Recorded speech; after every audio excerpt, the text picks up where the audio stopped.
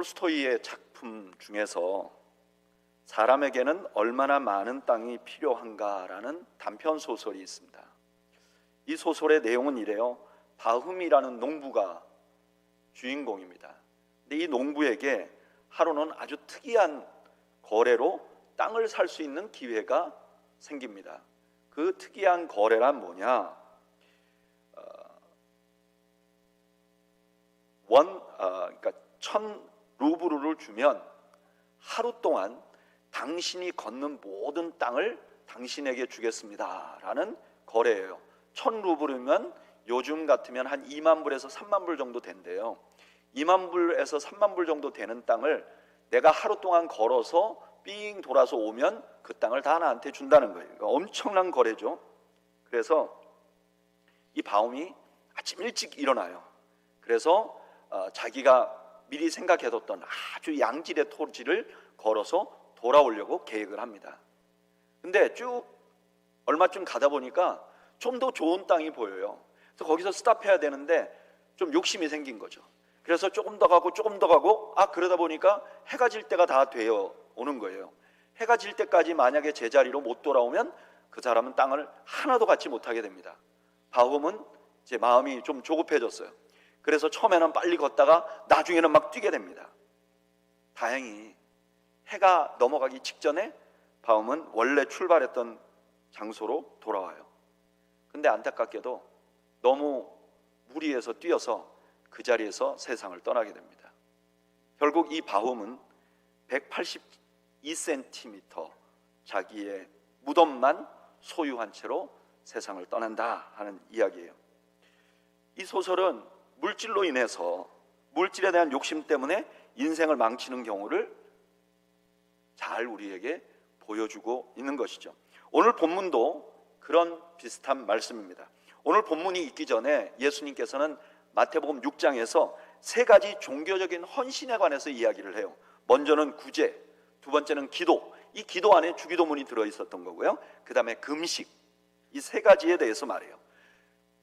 구제와 기도와 금식은 종교 생활에 꼭 필요한 것인데, 그리고 매우 좋은 것인데, 예수님께서 이것을 가져와서 하신 말씀의 핵심은 뭐냐면 이 세 가지가 굉장히 좋은 것이지만 사람을 의식하고 한다면, 외식하면 도리어 이것이 하나님과 우리와의 관계를 막는, 하나님과 우리와의 관계를 어렵게 만드는 요소가 될 수도 있다라고 말씀하신 거죠. 그 다음에 세 가지 물질에 대해서, 염려에 대해서, 남을 비판하는 것에 대해서 말씀하십니다.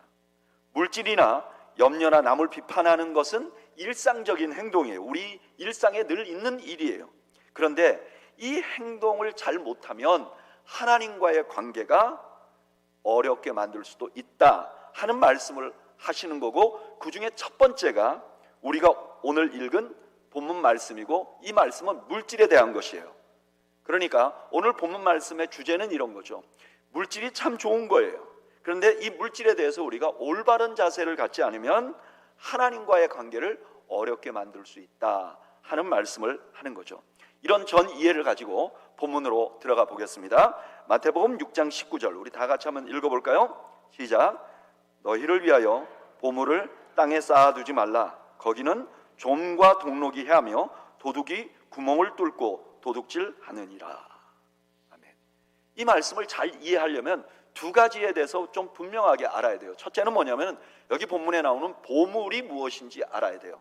여러분, 우리는 보물 그러면 뭘 생각하죠?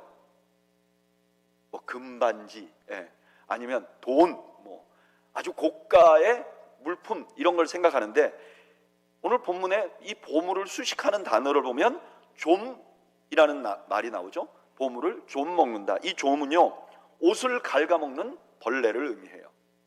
그리고 그 다음에는 동록이라고 나오는 게 있어요. 근데 이 동록은 뭐냐면은 곡식을 먹는 벌레나 혹은 곰팡이 같은 걸 의미해요. 그러니까 여기 보물이라는 것은 우리가 말하는 뭐 다이아몬드나 금이나 이런 걸 의미하는 게 아니라 우리 일상에 꼭 필요한 생필품들을 의미하는 거예요. 기억해야 될 것. 두 번째는 지금 오늘 본문에 보면 예수님께서 열심히 일해서 쌓아놓은 것 자체를 반대하는 건 아니에요. 잘 읽어보면 예수님이 땅에다 너 보물을 쌓아두지 말라고 하는데 쌓아놓는 것 자체를 막는 것이 아니에요. 왜냐하면 그 다음 절에 하늘에 쌓으라 그러거든요.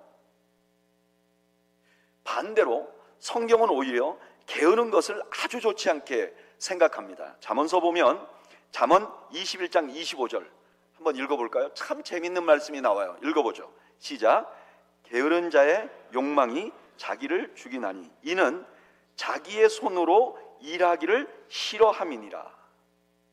게으른 사람은요, 아무 욕망이 없는 사람이 아니라 갖고 싶은 건 많은데 그걸 누구 손을 통해서 갖겠다는 생각을 가진 거라는 거죠. 남의 손을 통해서. 그러니까 게으른 거는 남한테 피해를 준다는 거예요. 이걸 더 분명하게 해주는 말씀이 잠언 10장 26절인데 게으른 자는 그 부리는 사람에게 마치 이의 식초 같고 눈의 연기 같으니라. 게으른 것은 단순히 자기 개인적인 성향의 문제가 아니라 주위에 사람들에게 피해를 주는 좋지 않은 일이라는 거예요. 그래서 우리 주님께서도 이 게으른 것을 악하다고 말해요. 달란트 비유를 예수님 말씀하셨죠. 5달란트, 2달란트, 1달란트 종들에게 주고 돌아오죠. 그런데 2달란트와 5달란트 받은 사람들은 남겨서 주인에게 칭찬을 받아요. 1달란트 받은 사람은 그걸 땅에 묻어놨다 가져와요. 그러니까 주인이 뭐라고 책망하냐면 이렇게 말해요. 그 주인이 대답하여 이르되 악하고 게으른 종아. 그러니까 게으른 건 뭐예요? 악한 거예요. 그래서 사도 바울은 뭐라고 말씀하시는가? 데살로니가 후서 3장 10절에 누구든지 일하기 싫어하거든 먹지도 말라. 여러분 잊지 마세요. 성경은요 게으른 것을 원하지 않습니다. 우리가 게을러지는 것을 추천하지 않아요. 반대로 그리스도인들의 아주 기본적인 값은 뭐냐면 부지런한 거예요. 로마서 12장 11절에 이렇게 말해요. 부지런하여 게으르지 말고 열심을 품고 주를 섬기라. 주님을 섬기는 것도 어떻게 해야 되느냐? 부지런하게 해야 된다는 거예요. 여러분 이거는 모든 사람이 다 인지하고 있어요. 그래서 어떤 그리스도인이 게으르게 보이면 우리는 그분의 신앙과 인격을 신뢰하지 않습니다. 예전에 제가 버지니아에서 부목사로 생활할 때 그때 저의 담임 목사님이셨던 목사님이 우리 목회자들에게 이런 얘기를 한 적이 있어요. 이 미주에서 목회하시는 목사님들은 보통 많은 목사님들이 사무실이 없어요. 우리 교회도 그렇잖아요. 저희가 목회자 사무실이 없잖아요. 그러다 보니까 본의 아니게 하루 종일 집에 있다는 거예요. 그 목사님이 이렇게 말씀하세요. 목사님들이 만약에 나중에 목회를 하는데 부임해 보니까 교회가 건물이 없고 또 사무실이 없으면 집에 있지 말고 도서관에라도 가 있으라는 거예요. 왜냐하면 교인들이 전화를 했는데 목사님이 하루 종일 집에 있으면 목사님들이 집에서 노는 줄 안다는 거예요. 여러분 목사가 집에 있어도 안 놉니다. 근데 노는 줄 안다는 거예요. 그리고 만약에 어쩔 수 없이 집에 있어야 한다면 그런 경우가 있어요. 저희 교회에도 사무실이 없으니까 저희가 도서관에도 좀 있어봤고 파네라에서도 있어봤고 했는데요. 여기 산호세가 굉장히 치안이 좋지를 않잖아요. 그래서 만약에 도서관에서 이 설교 준비를 하다가 화장실을 가려면 어떻게 해야 되느냐? 짐을 다 싸가지고 짊어지고 화장실을 가야 되는 거예요. 한 몇 번만 갔다 오면 힘이 빠져서 일을 못해요.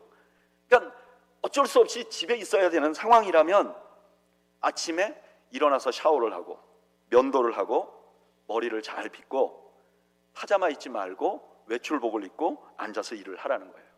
그래서 누군가가 갑자기 집에를 목사님 그러고 방문해도 목사님이 자다가 일어나면 머리 떠가지고 이렇게 하고 일어나면 목회가 안 된다는 거예요. 왜 그렇게 목사님이 조언했을까요?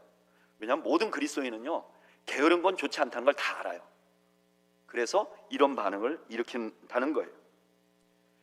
모든 그리스도인이 게으르지 않아야 된다는 걸 우리가 누구나 압니다. 그래서 부지런히 열심히 일하면 어떻게 되는가? 쌓아놓을 것이 있게 되어 있단 말이에요. 잠언 10장 4절에 이렇게 말해요. 손을 게으르게 놀리는 자는 가난하게 되고 손이 부지런한 자는 부하게 되느니라. 부지런히 일하면 쌓아놓을 게 생긴다는 거예요. 저축할 게 생기게 되어 있다는 거예요.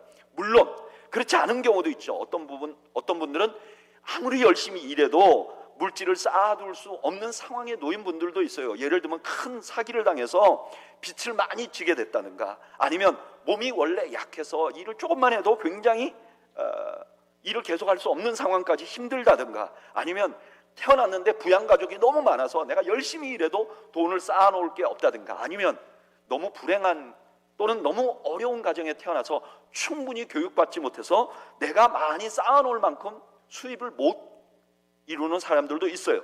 근데 이런 특별한 경우를 제외하면 보통 열심히 일하면 물질이 쌓이게 되는 것, 이것을 주님이 나쁘다고 말하지 않는다는 거예요. 여러분, 저는 여러분들이 열심히 일하시고 많이 쌓아두시는 여러분들이 되시기를 바랍니다. 별로 자신이 없는 모양이에요. 그런데 그러면 주님께서 여기서 문제 삼는 건 뭐냐? 19절에 뭐라 그러죠? 너희를 위하여 보물을 어디에 쌓아두지 말라고요? 땅에 쌓아두지 말라는 거예요. 땅에 쌓아두지 말라 하는 이 땅은 어디냐? 창고를 말하는 거죠. 예수님 당시에 많은 사람들은요, 그때 곡식을 거두고 그 곡식이 잉여 남아있으면 전부 다 창고에 넣어요. 이거는 모든 사람이 이렇게 하는 거예요. 근데 예수님께서는 그렇게 하지 말라는 거예요. 왜 그렇게 하지 말아야 되느냐? 두 가지 이유가 있는데, 첫째는 뭐냐면은 이 땅에 안전한 곳이 없다는 거예요. 아까는 뭐라 그랬죠? 좀과 동록이 있다 그랬죠. 다시 말하면 내가 재산을 축적해서 가만히 쌓아두면 그 가치가 자연적으로 떨어진다는 거예요. 아니면 도둑이 있다는 거예요. 근데 도둑이 어떻게 하나? 벽을 뚫고 들어온다는 거예요. 요즘에는 그런 일이 없지만 예수님 당시에 집들은 다 흙집이었어요. 그래서 창고를 지어놓으면요, 뒤에서 물 좀 뿌려가지고 조그만 삽으로 쑥쑥 파면 다 파졌어요. 그러니까 거기 있는 거 다 훔쳐올 수 있는 거죠. 우리의 자산의 가치를 잘 지킬 수 없는 단점이 있다는 거예요. 땅에 쌓아두면. 이런 현상은요, 요즘도 그대로 있습니다. 요즘은 좀과 동록은 우리가 방지할 수 있어요. 여러 가지 물품이나 화학 제품으로 좀이 나는 건 막을 수 있어요. 그런데 오늘날도 우리의 자산 가치를 아무리 든든하게 지켜도 계속 떨어뜨리는 좀과 동록 같은 게 있죠. 그게 뭐죠? 인터넷이요? 인플레이션이 있잖아요. 물가가 계속 오르잖아요. 내가 똑같은 돈을 가만히 은행에 넣어놓고 있으면 내 은행에 넣어놓은 돈의 가치는 계속 떨어지죠. 뿐만 아니라 요즘은 도둑은 방지할 수 있어요. 왜냐하면 우리가 흙으로 집을 짓지 않기 때문에 그래요. 그래도 우리의 재산을 철통같이 지키기가 굉장히 어려워요. 불법적으로 해킹을 한다든지 사기를 치는 사람들이 있고요, 이렇지 않더라도 합법적으로 우리의 그 전자기기를 통해서 우리에게 과소비를 부추기는 광고가 우리 가슴까지 들이칩니다. 그래서 물질을 사용하도록 과소비하도록 해요. 이 땅에다가 재산을 쌓아두지 말아야 될 첫 번째 이유는요, 그 재산을 완전하게 지키는 방법이 없기 때문에 그래요. 그리고 더 큰 문제는 뭐냐? 마태복음 6장 21절이 답을 해줘요. 다 같이 한번 읽어볼까요? 시작. 내 보물이 있는 그곳에는 내 마음도 있느니라. 더 큰 문제는 뭐냐? 물질이 있는 곳에 우리 마음이 간다는 거예요. 물질이라는 게 그냥 물질로만 있는 게 아니라 그것이 나의 마음을 움직인다는 거예요. 심지어 어떻게 움직이느냐? 물질이 있는 그곳으로 내 마음을 땡겨간다는 거예요. 얼마 전에 제가 여기 산호세에 목사님들 모임하는 데를 갔어요. 모임에 한 1시간 정도 하는데 이제 서로 뭐 예배 드리고 나서 서로 뭐 대화해야 될 걸 막 얘기를 하는 거예요. 회의처럼. 근데 제가 가만히 앉아 있다가 갑자기 주머니에 손을 넣어보니까 제 전화기가 없는 거예요. 생각해 봤더니 내비게이션으로 쓰느라고 차 안에다 딱 붙여놓고 그 다음에 그걸 거기다 놓고 내린 거예요. 여러분, 산호세에서 차 안에다가 잘 보이는 데다가 핸드폰을 놔두면 어떻게 된다는 게 금방 상상이 되잖아요. 그때부터는요, 회의하는 모든 회의의 소리가 하나도 안 들리는 거예요. 아, 내가 빨리 나가야 되겠다. 그래서 눈치를 보고 얼른 뛰어나가서 핸드폰을 갖고 왔어요.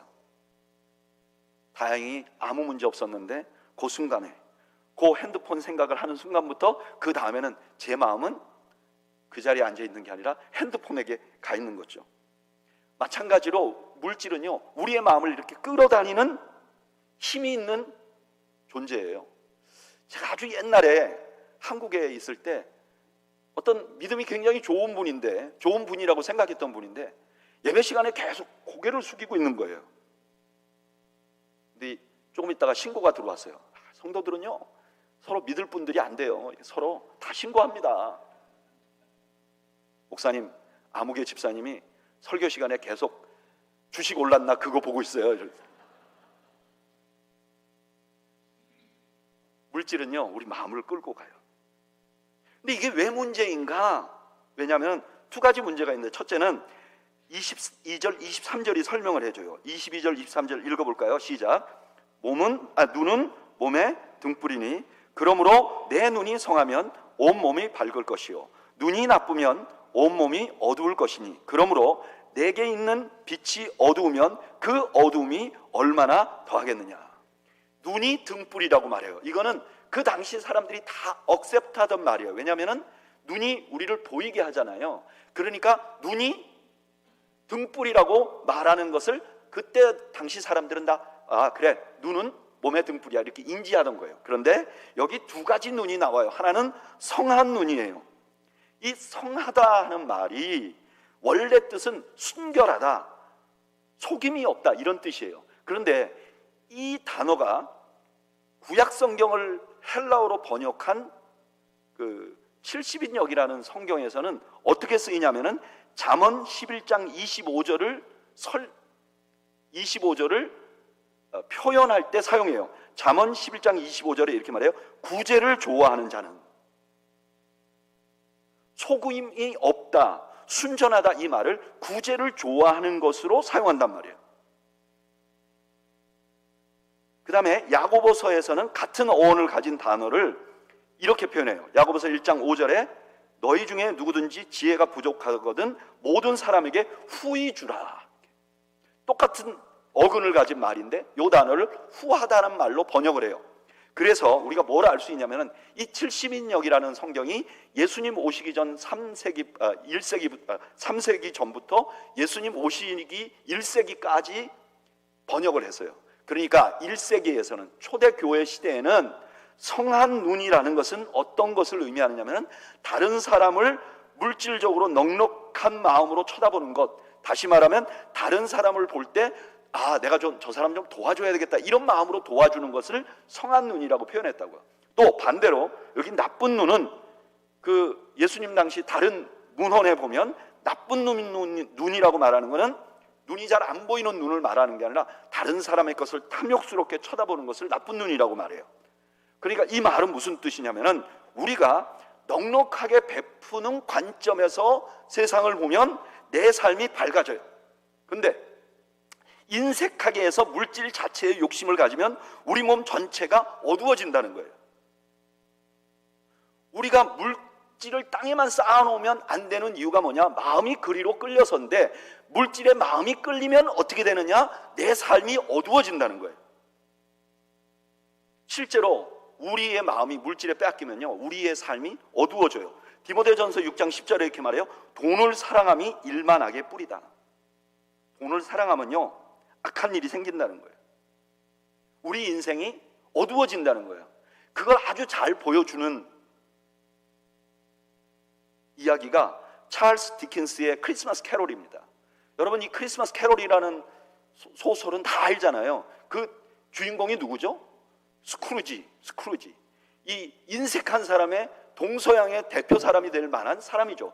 이 사람이 아주 인색하게 살아요. 근데 어느 날 밤에 크리스마스 전날 밤에 깜빡 졸았는지 유령을 만나요. 네 유령을 만나는데 첫 번째 유령은 자기와 동업을 하다가 자기하고 똑같은 인생을 살다가 7년 전에 먼저 죽은 친구가 나오는데 이 친구가 온몸에 쇠사슬을 걸었는데 거기에 그 큰 금고와 열쇠와 그런 것들을 달고 고통스럽게 하면서 이 스크루지에게 나는 인색하게 살다가 이런 지옥에 와서 벌을 받으니까 너는 그러지 말라. 두 번째 유령은 자기가 젊었을 때 너무 사랑하던 약혼녀가 있었는데 그 약혼녀를 돈 때문에 버리는 자기 자신을 보게 되죠. 그리고 세 번째 유령은 가난하지만 자기를 위해서 기도해주는 조카 프레드를 보게 되고 네 번째 유령은 자기가 죽은 후에 자기의 무덤을 파헤쳐서 자기의 물건을 훔쳐가려고 하는 도둑, 그런 장면을 보게 됩니다. 돈을 사랑하는 것이 그의 인생을 망치고 있다는 걸 보여줘요. 여러분, 돈은 너무나 중요합니다. 그러나 거기에 마음을 뺏겨버리면 우리 인생이 어두워지는 거예요. 얼마 전에 저희 그 장로님들하고 이제 새벽기도 끝나고 이런 얘기를 했어요. 그 유산을 많이 물려주면 자녀들이 싸운다는 거예요. 그렇죠? 그래서 우리는 물려줄 게 없어서 너무 감사하다. 마치 불난 집을 보면서 거지들이 우리는 불날 집이 없어서 너무 행복하다 이렇게 말하는 것처럼 우리가 동의했어요. 근데 제가 그 얘기를 하고 가만히 집에 가면서 생각을 해서 진짜 그런가? 진짜 유산을 물려주면 무조건 싸우는 게 유산 때문인가? 잘 생각해 보면 아니죠. 왜냐하면 유산을 물려받아도 안 싸우는 분들도 있어요. 있기는 다 희귀해서 그렇지 있긴 있어요. 왜 그렇죠? 마음속에 물질에 대한 집착과 욕심이 있기 때문에 유산이라는 게 트리거가 되는 거죠. 물질에 집착해버리면 우리 인생이 미저러블하게 되는 거죠. 진짜 문제는 우리가 물질에 마음을 두면 마음이 빼앗기는 진짜 문제는 두 번째예요. 그 두 번째가 두 번째 말씀을 24절에서 찾을 수 있어요. 우리 다 같이 읽어볼까요? 시작. 한 사람이 두 주인을 섬기지 못할 것이니 혹 이를 미워하고 저를 사랑하거나 혹 이를 중히 여기고 저를 경히 여김이라. 너희가 하나님과 재물을 겸하여 섬기지 못하느니라. 그리스도인들은 모두가 다 하나님의 종이에요. 그래서 하나님을 섬겨야 돼요. 근데 물질을 쌓아놓으면 거기에 물질에 마음이 우리가 간다 그랬잖아요. 근데 이렇게 마음이 가버리면 전적으로 주인을 섬길 수 없게 되는 거예요. 다시 말하면 물질을 땅에다 쌓아놓으면 가장 큰 문제는 우리가 하나님과의 관계가 깨져버린다는 거예요. 하나님과의 관계가 깨진다는 건 어떤 의미냐? 첫째는 우리 믿음을 잊어버려요. 디모데전서 6장 10절 아까 읽었던 말씀에 이렇게 돼 있어요. 돈을 사랑함이 일만하게 뿌리가 되나니 이것을 탐내는 자들은 미혹을 받아 믿음에서 떠나 많은 근심으로서 자기를 찔렀도다. 돈의 마음을 뺏기면 믿음이 자라지 않는다는 거예요. 누가복음 16장 14절에서는 바리새인들에 관해서 이렇게 말합니다. 바리새인들은 돈을 좋아하는 자들이라. 바리새인들이 예수님을 믿을 수 없었던 이유가 그들 마음속에 돈을 사랑하는 마음이 너무 컸기 때문에 그렇다는 거예요. 또한 우리가 돈을 사랑하고 하나님과의 관계가 깨지면 어떤 현상이 일어나는가? 믿음 안에서 누리는 축복을 누리지 못해요. 여러분, 우리가 신앙생활하면 하나님이 세밀하게 도우시는 것들이 있잖아요. 근데 내가 돈의 눈이 확 어두워지는 순간부터 그걸 경험하지 못해요. 저는 사실 목회자로서 이게 굉장히 안타까워요. 돈이 많은지 적은지가 문제가 아니에요. 우리 하나님께서 우리에게 주신 큰 복이 있는데 우리가 이 땅을 살면서 하나님의 도우심을 경험하는 건데 그거를 하지 못하게 된다는 거예요. 더 큰 문제는 결국은 하나님께 책망을 받아요. 누가복음 12장에 보면 돈을 자기 재물을 보화를 땅에다가 쌓아놓은 사람이 등장을 해요. 누가복음 12장 19절 제가 읽어볼게요. 또 내가 내 영혼에게 이르되 영혼아 여러 해 쓸 물건을 많이 쌓아두었으니. 어리석은 부자의 비유인데 땅에다가 많이 쌓아놨다는 거예요. 그리고 말해요. 편히 쉬고 마시고 즐거워하자. 그랬더니 하나님이 뭐라 그러셨느냐?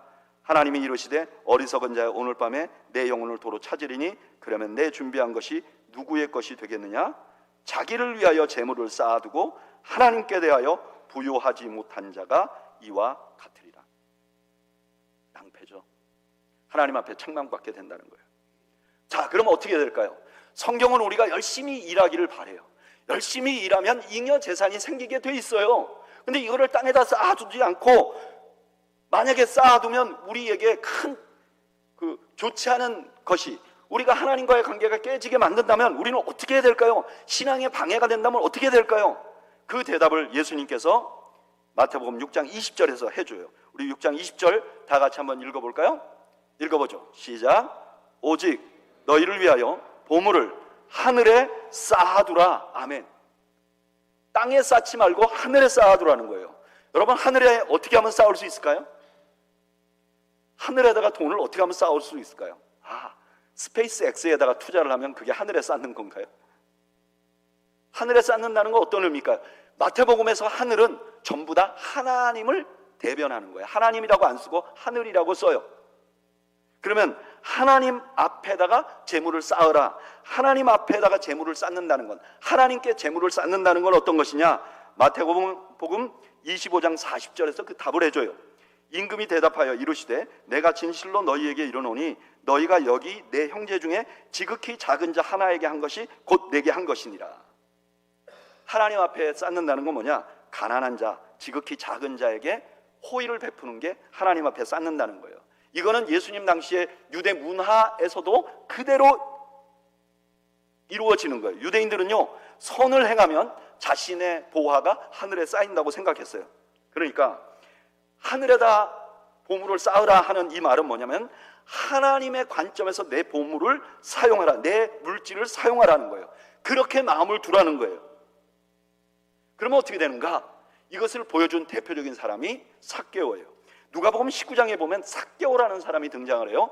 이 삭개오를 설명할 때 뭐라고 말하냐면 그는 세리고 부자라고 말합니다.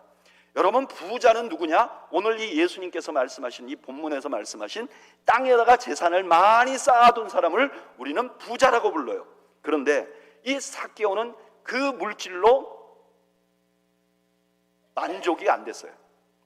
그래서 예수님을 만나려고 나무 위로 올라가요. 근데 예수님께서 삭개오를 보고 뭐라 그랬죠? 오늘 내가 너의 집에 유할 거야. 여기 유한다는 건 뭐냐? 그냥 하룻밤 잘 거야 이런 뜻이 아니에요. 이건 엄청난 초대예요. 이것은 내가 너희 집에 가서 저녁 만찬을 할 거야. 내가 너와 잔치를 나누게 될 것이야. 그러니까 어떻게 보면 천국 같은 인생으로 초대를 하는 거예요. 그 다음에 삭개오가 뭐라고 그러냐면은 19장 8절 9절에 삭개오가 서서 주께 여짜오되 주여 보시옵소서, 내 소유의 절반을 가난한 자들에게 주겠사오며 만일 누구의 것을 속여 빼앗은 일이 있으면 네 갑절이나 갚겠습니다. 지금 삭개오는 이제까지는 자기가 쌓은 물질에 관해서 자기가 가진 관점으로만 봤어요. 이건 내 거, 내가 어떻게 사용해야지, 나를 기쁘게 해야지 라고 생각했어요. 근데 이 순간, 예수님의 초대를 받는 순간 삭개오의 눈은 어떻게 바뀌었느냐? 이 물질에 하나님은 뭐라고 보실까? 나를 도둑으로 보시는구나. 그래서 이 삭개오가 구약 성경의 율법을 생각했어요. 도둑질하면 몇 배를 갚아야 되나? 최소한 4배를 갚아야 되는구나. 하나님의 관점에서 자기 물질을 보기 시작한 거예요. 그런 삭개오에게 예수님 뭐라 그랬죠? 오늘 구원이 이 집에 이르렀으니 이 사람도 아브라함의 자손이라 하나님의 백성이 되었다는 거예요. 하나님과 교제하게 되었다는 거예요. 하나님의 권속이 되었다는 거예요. 여러분, 우리가 물질을 사용할 때 하나님의 관점을, 하나님을 의식하게 되면 그곳에서 천국을 누리게 된다는 거예요. 크리스마스 캐롤에서 4명의 유령을 만난 뒤에 스크루지는 달라집니다. 어떻게 달라지죠? 자기한테 구제 받으러 온, 크리스마스 때 구제 받으러 온 사람들에게 물건을 나눠줍니다. 그리고 가난한 자기 가게에서 일하는 가난한 서기, 그 사람을 위해서 큰 칠면조를 선물합니다. 그리고 미안하지만 자기 조카 집에 방문해서 함께 크리스마스를 보내요. 이 크리스마스 캐롤이라는 소설의 마지막은 이렇게 묘사합니다. 그의 마음은 늘 따뜻했고 그것으로 충분했다. 스크루지가 이렇게 변한 거예요. 그리고 이렇게 말해요. 그 후로 세상 사람들로부터 크리스마스를 가장 잘 지내는 법을 아는 사람이라는 칭송을 들으며 살았다. 그리고 마지막에 뭐라고 말하느냐? 우리도 그와 같아지기를.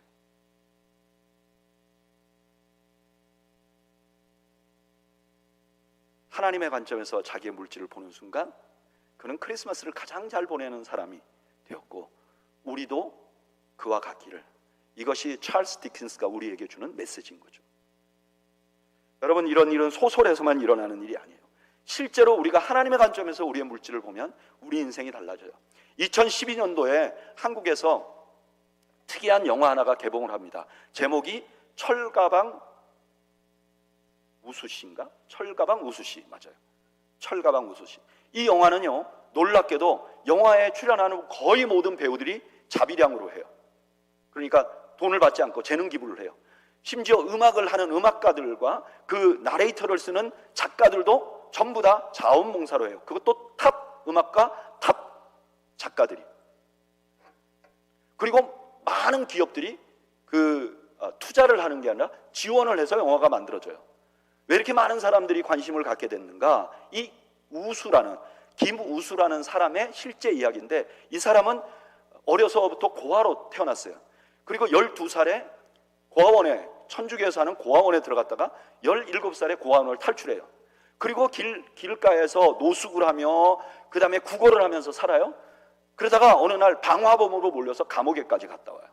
감옥에 갔다가 이 사람이 뭘 보게 되냐면은 초록우산 어린이 재단이라는 재단에서 부모에게 학대받는 아이들 모아놓은, 혹은 그렇게 해서 자기 집에서 살지 못하는 아이들을 후원해달라는 광고를 보게 됩니다. 그래서 이 사람이 한 아이를 후원하게 돼요. 한 아이를 후원하는데 10만 원이었어요. 그때 그분의 월급이, 무슨 일을 하고 있었냐면 그분이 중국집에서 배달을 했어요. 그래서 그분 별명이 철가방 우수씨예요. 근데 이분이 월급이 얼마냐면 70만 원이에요. 근데 그 70만 원을 받아서 25만 원을 자기가 살고 있는 쪽방, 창문도 없는 쪽방, 조그만 집, 거기에 사는 월세를 내고 나머지 45만 원으로 사는데 그중에 10만 원을 그 아이를 돕기 시작하는 거예요.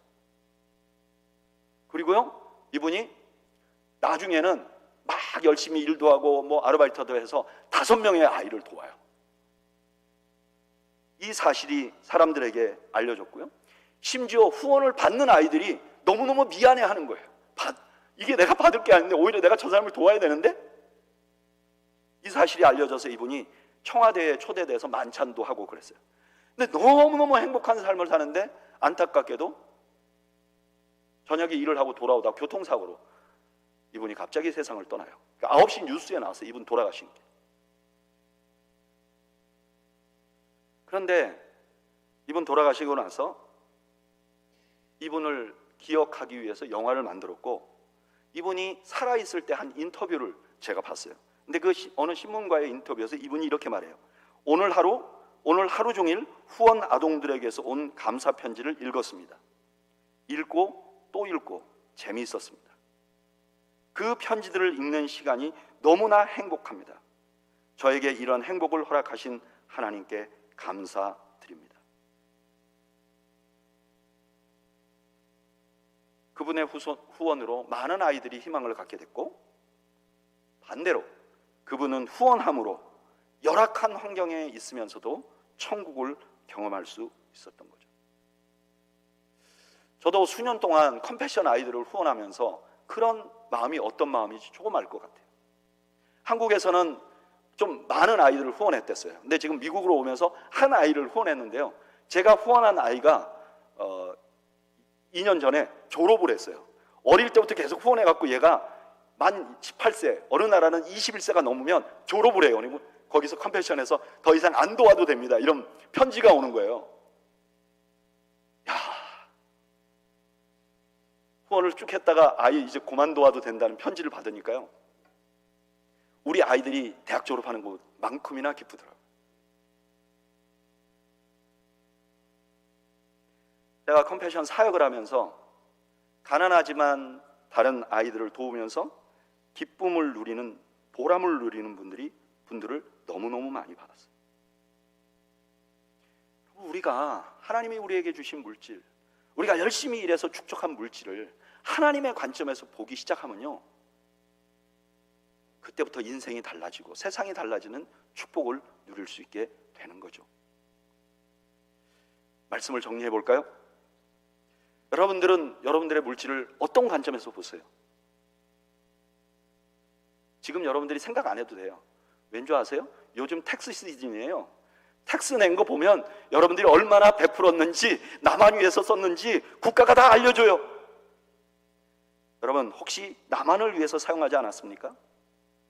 혹시 구제를 하더라도 구제한 동기가 하나님의 관점이 아니라 절세를 위한 것입니까?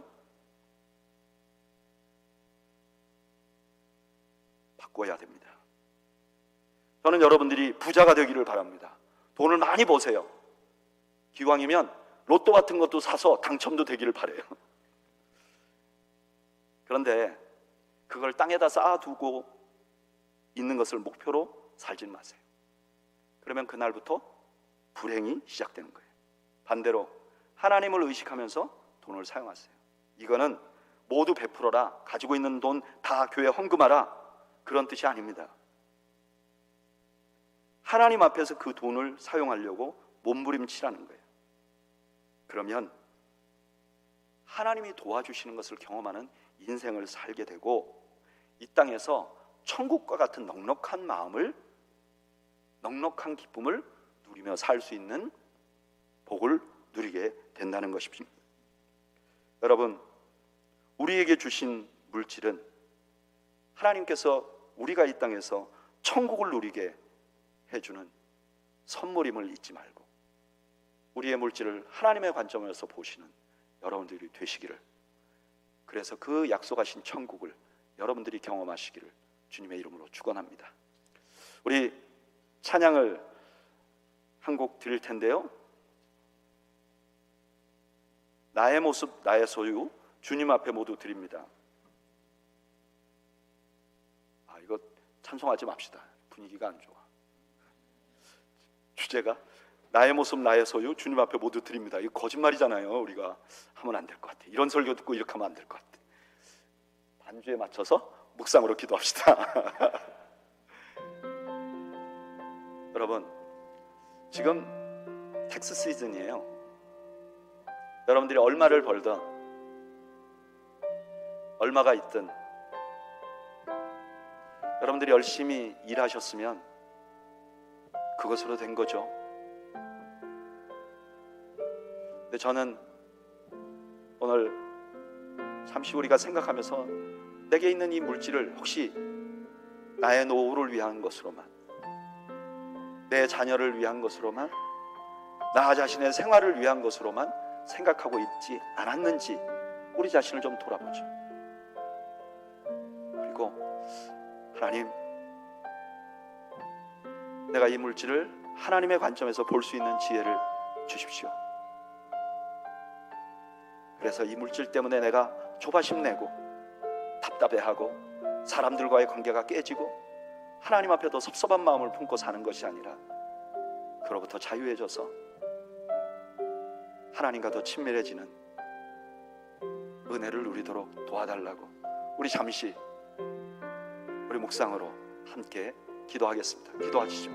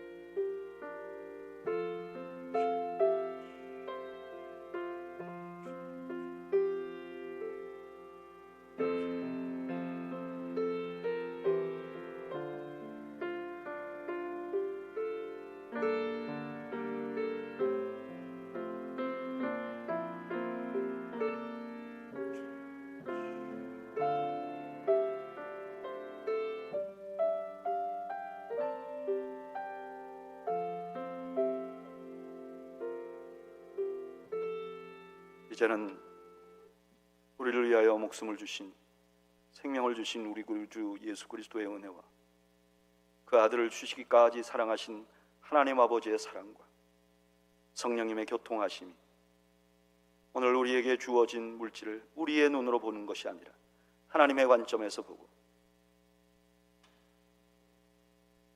하나님과 친밀하게 이 땅에서 천국을 경험할 기회를 소망하는 주의 백성들 머리머리 위와 이들의 가정과 생활 위에 지금으로부터 영원 무궁토록 함께 있을지어다. 아멘.